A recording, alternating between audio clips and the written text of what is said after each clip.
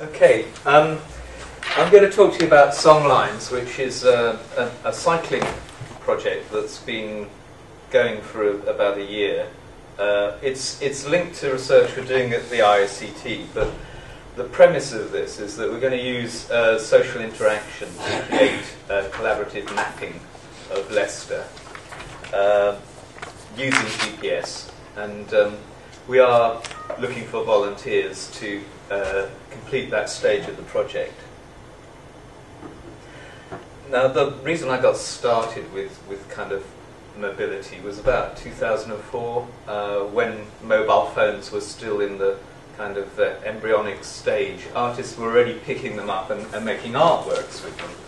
And I started this research really then, looking at the potential for mobile devices to support meaningful artworks in public space. And this is really an offshoot of that research. So there's a book coming out called The Mobile Audience, and there's a blog online where the address is there, mobileaudience.blogspot.com. So I'm interested in what we call locative media. That is media that is dependent on location. And this is quite a recent term. It's something that was coined really at a conference in Latvia in 2002. And it's really about social interaction in a specific place through mobile technology. It's very, very much through GPS at the moment, but there are other technologies that we'll look at that can be used. And I think a lot of the artworks that have developed out of this software and platforms are to do with personal memory. And I'm certainly involved with a number of projects that explore that territory. And Songlines is one of them. And so Songlines will have two phases. The first phase is, of course, communal mapping of Leicester in terms of where are the best rabbit runs to go through on your bike, so you avoid the deadly traffic that rushes all around Leicester and seems not to see bicycles. And then the second phase, which I'll come on to, is a commission for people to put virtual artworks on these cycle runs. So we'll select some. We'll do a call in the autumn for some virtual artworks to be produced. When I say virtual, they would be artifacts that can run on a mobile phone. So they could be videos, they could be audio artifacts. That includes music, poetry, narrative, etc. And they may even include augmented reality, where you can put three-dimensional objects, overlay them on what you actually see, and we'll talk a little bit about that. So, locative media or pervasive media, this is a real convergence going on, and we talk about ubiquitous technologies because although we haven't reached that stage, we're getting to a point where wherever you go in an urban environment particularly, you can get online in some form, be it through Wi-Fi networks, or you have your GPS communication, you have your 3G communication. And so people are connected wherever they go, and particularly with the advent of smartphones like the iPhone, which have really taken off enormously. And these devices come with all sorts of additions, including now gyroscopes, so that the device knows which way it's pointing, compasses, so it knows where north is. And these augmented technologies give huge potential for working not just with your location, but actually with your body and how you move your body. And so that's another thing we're trying to explore.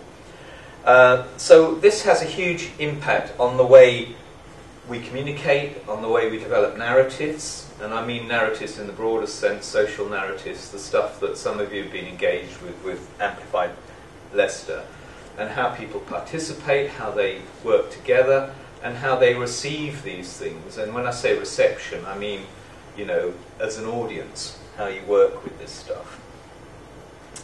So what we've been seeing with the kind of public art that's been growing out of these technologies is what I would call spatialized interaction. That is interaction that depends on a language as space for its efficacy.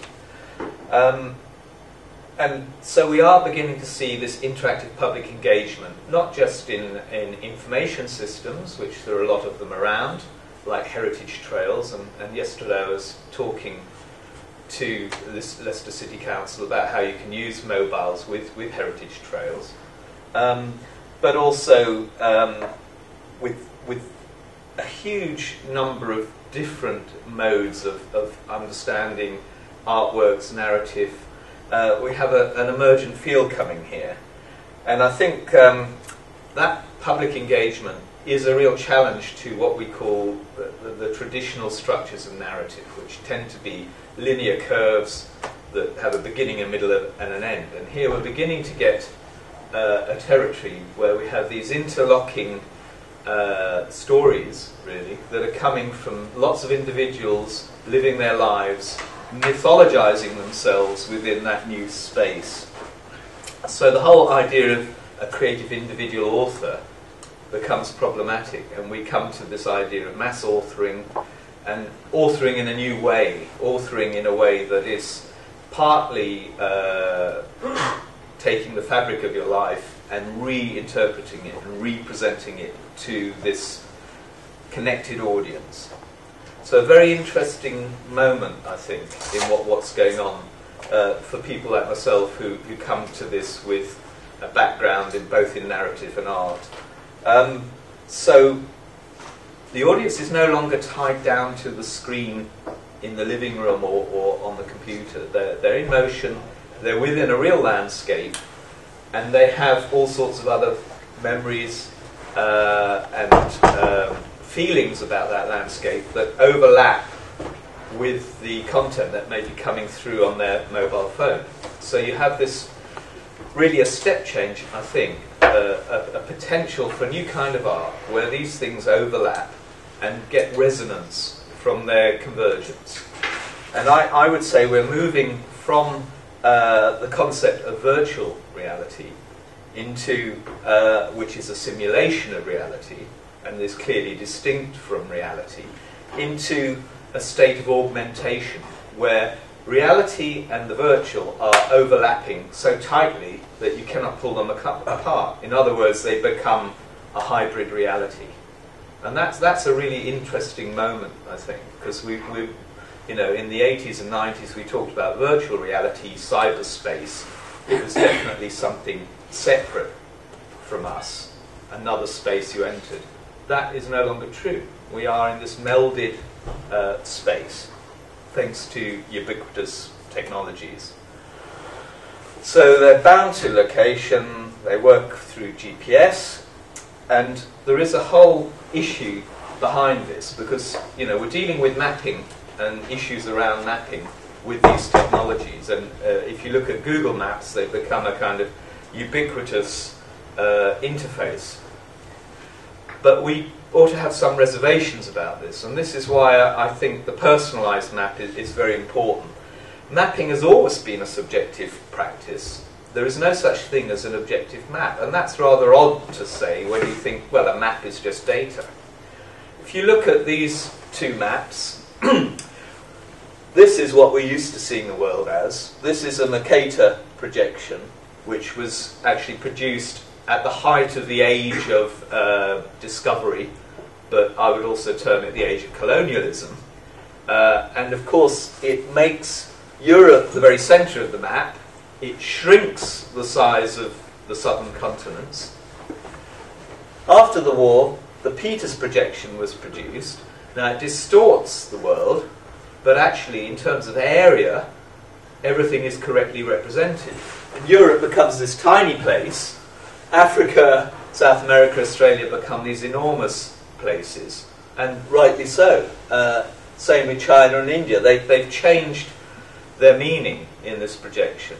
And it's actually, although you cannot represent the world flat out without distortion, you can represent the areas, and that's what the Peters projection does. And it was a deliberate attempt